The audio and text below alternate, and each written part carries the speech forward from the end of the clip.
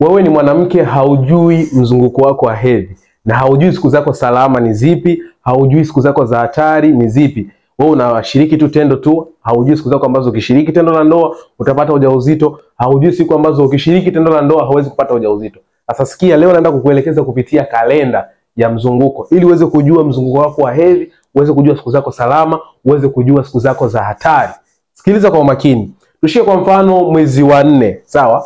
Mwezi wa 4 ambao ulikuwa ni mwezi jana, labda lese tunaweza kusema kwamba mwezi wa 4 uliingia period tarehe 2.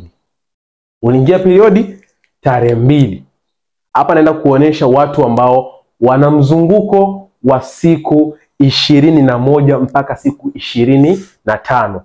Ukiona haya mambo au hizi dalili ambazo nimezitaja hapa ni dalili ambazo huwa unazipata kwenye mzunguko wako, basi mzunguko wako ni wa siku 20 na ngapi? Wa siku 25, kuanzia siku 21 mpaka siku 25.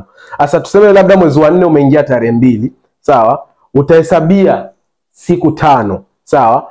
1 2 3 4 5. Maana yake mpaka kwenye tarehe 6 hapa. Sijui unaelewa?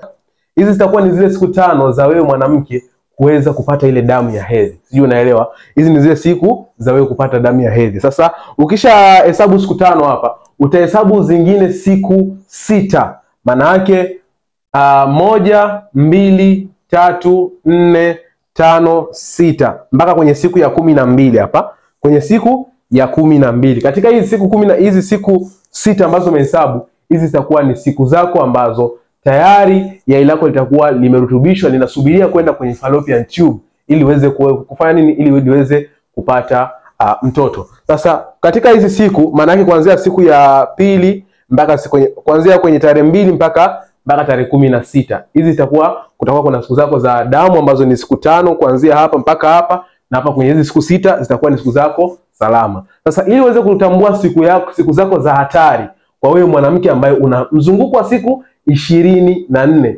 utafanya hivi. Sasa ili uweze kufahamu siku zako za hatari, maana yake katika hii siku ya 13 utahesabu siku, utaongeza siku 7.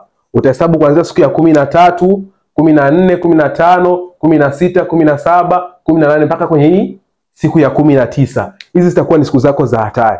Sasa katika hizi siku za hatari, kuna siku ambazo unaweza ukapata mapacha katika hizi siku. Kuna siku ambazo unaweza kupata mtoto wa kike katika hizi siku 7 ambazo nimekutajia hapa. Kuna siku ambazo unaweza ukapata mtoto wa kiume katika hizi siku. Sasa hilo ni somo lingine. Kama utakuwa unahitaji kujua hili somo, utaniandikia kwenye comment, alafu nitakupa somo hili kwenye next video. Sasa